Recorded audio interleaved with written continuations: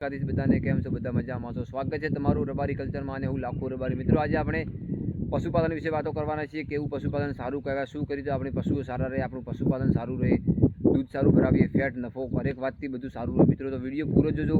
ખરેખર આજે આમાં તમામ માહિતીઓ આપવાનો છું. વિડીયો ગમે તો લાઇક, શેર અને ચેનલને સબસ્ક્રાઈબ જરૂરથી કરજો. બન્યા રહો. ખરેખર મિત્રો, મને મારા ઉપર ગર્વ છે કે હું આટલી નાની ઉંમરમાં આટલું સરસ મજાનું પશુપાલન કરી રહ્યો છું. અત્યારે ઘણા બધા લોકોને ખબર છે કે પશુપાલનમાં કેટલી બધી ટ્રીટમેન્ટ કરવી પડે છે. ભેંસોને 4 ફૂલો છે, ખાણ દોવાનું, પાવાની, બીજી કેટલી બધી સગવડ જોઈએ છે. મિત્રો, તમે જોઈ શકો છો આટલું દિવસનું 200 લીટર આસપાસ દૂધનું ટર્નઓવર હોય, એ બી ભેંસોનું. તો ખરેખર આ તો ઘણું કાઠું કામ છે. લોકો જે કરે જ કરે છે. હું લગભગ નાનપણથી 8 થી 9 10 વર્ષથી આજ પશુપાલનનો વ્યવસાય કરું છું. 12 પાસ કર્યું. મારી અત્યારે ઉંમર 23 વર્ષની છે. મેં જ્યારે 12 પાસ કર્યું ત્યારબાદ આ પશુપાલન જોડાઈ ગયું. એના પહેલાં બી પશુપાલન મારા ઘરે લોકો કરતા. અમારી રબારી સમાજમાં તો પેઢી દર પેઢીથી અમારી સંસ્કૃતિમાં, વારસામાં જ અમારો તો પશુપાલનનો વ્યવસાય છે. તો ખરેખર બહુ સરસ ધંધો છે. આ લોકો જે કંપનીમાં રહે છે એનાથી તો લગભગ આપણે ઘણા સુખી છીએ. તમે જોઈ શકો છો અત્યારે 12 વાગી ગયા છે, આપણી બધી ભેંસો આરામ કરે છે. આજે વરસાદ જેવું વાત.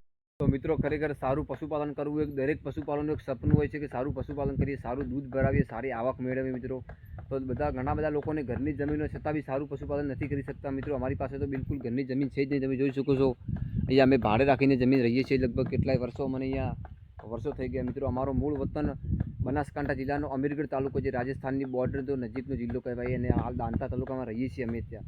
તો મિત્રો, ખરેખર અમારું અત્યારે 1 નંબરનું પશુપાલન ચાલે છે. ખરેખર માતાજીની કૃપા છે. મિત્રો, અને ખરેખર મારી લગભગ છેલ્લા 10 વર્ષથી પશુપાલનનો વ્યવસાય કરું છું. ભણતો છતાં બી પશુપાલન જ કરતો. લગભગ 12 પાસ કર્યા બાદ મેં એક વખત કંપનીમાં ગયો. તો કંપનીમાં આપણને મજા આવીને ત્યારબાદ આ પશુપાલન, ઘણા બધા પશુપાલકો હમણાંથી શું કરતા હોય કે પહેલાં તબેલો કરી નાખે 3 લાખનો, ત્યારબાદ 2 ગાય લાવે. એમાં આપણે ખરેખર નુકસાનમાં આવી જતા હોઈએ છીએ. કારણ કે 2 ગાયનું દૂધ માપનું થતું હોય, તેમાં 3 લાખના તબેલાનું આપણે પૂરમાર ના કરી શકીએ. તો પહેલાં આપણે 2 ગાયો લાવવાની, 3 4 ધીમે ધીમે આપણું પશુપાલન સારું થાય ત્યારબાદ તબેલો બનાવવાનો. અમારી પાસે તો તબેલો, છેડ, ગમાણ બીજું કશું છે જ નથી. અહીંયા ખુલ્લામાં ભેંસો દિવસે અહીંયા બંધાય, અને જ્યારે ભેંસો બધી દોવાની હોય ત્યારે ઘરે ત્યાં બાંધી નાખીએ. બધી ત્યાં ખુલ્લી જગ્યા છે, બધી ત્યાં અમારી પાસે તબેલો બીજું કશું નથી. છતાં બી આપણું ખરેખર પશુપાલન સરસ છે. મિત્રો, તો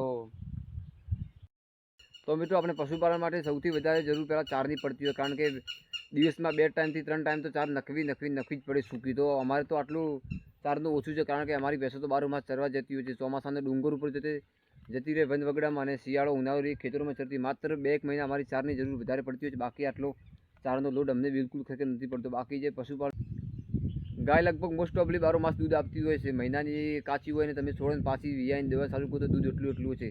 પણ ભેંસમાં એવું નથી થતું. ભેંસ લગભગ 7 થી 7.5 થી 8 મહિના દોવા આવે. કોક જ ભેંસ સારી એવી ઓલાદની હોય, સારી ભેંસ ગરીબ ભેંસ હોય તો લગભગ 9 થી 10 મહિના દોવા આવે. બાકી ભેંસ 6 થી 6.5 7 મહિનાની ગાભણોની ભેંસ કૂદી જતી હોય છે. તો ભેંસનું, જે લોકો ભેંસોનું દૂધ ભરાવતા હોય, જેની પાસે ભેંસોનું પશુપાલન કરતા હોય, એમને ખરેખર લગભગ 7 થી 8 મહિના રેગ્યુલર દૂધ જતું હોય છે, અને છેલ્લા 3 મહિના બિલકુલ દૂધ ઘટી જતું હોય છે. તો અમારી પાસે તો HF ગાયો બી છે. એટલે આપણે ઉનાળામાં બિલકુલ દૂધ ઘટી જાય ત્યારે HF ગાયો અને 2-3 ભેંસો હોય તો એમનું દૂધ લગભગ દિવસનું 40-45 લીટર જેવું જતું હોય છે. બાકી બધી ભેંસો જ્યારે આપણી વિયાય ત્યારે તો મિત્રો, શરૂઆતમાં જ અમારી પાસે કાંકરેજ નસલની ગાયો હતી, જે મોટા શીંગડાવાળી આવી ગાયો હતી.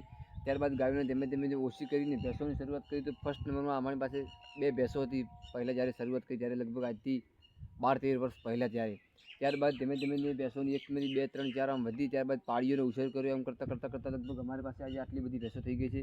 અમે એક બી ભેંસ વેચાતી લાવી જ નથી. અમે બધું ઘરનો જ ઉછેર છે. નાના મોટી બધી આજ મારા ઘરનો જ ઉછેરની ભેંસો છે. તો જ્યારે અમે આ પશુપાલનની શરૂઆત કરી ત્યારે અમારે દિવસનું થતું લગભગ 10 લીટર દૂધ થતું.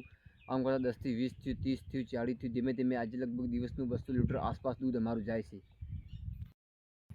આપણી પાસે બધી ભેંસો સાદી છે. બીજા, ત્રીજા, ચોથા વેતર સુધી બધી ભેંસો આપણી ઘરની છે. આપણે એક બી વેચાતી લાવેલી છે જ નથી.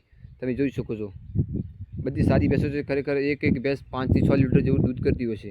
અમે પાડીઓનો બી ઉછેર ખરેખર કરીએ. આપણી પાસે લગભગ 20 પાડીઓ છે. બધી નાના મોટી, 1.5 2 2.5 વર્ષ 3 વર્ષ સુધીની. તમે જોઈ શકો છો બધી. તો મિત્રો, આપણી પાસે લગભગ નાના મોટી ટોટલ 15 થી 16 પાડીઓ છે. 12 મહિનાની છે, 1.5 2 2.5 વર્ષ સુધીની છે. એમાં અમુક મોટી ભેંસો પણ અહીંયા છે. તમે જોઈ શકો છો. આ બી એક કાંકરેજ નસલની ગાય બી છે. મિત્રો, તો મિત્રો, મારો આ વિડીયો તમને કેવો લાગ્યો, સારો લાગ્યો તો લાઈક જરૂરથી કરજો, અને આવા વિડીયો જોવા માટે અમારી ચેનલને સબસ્ક્રાઈબ જરૂરથી કરો. જય દ્વારકાધીશ.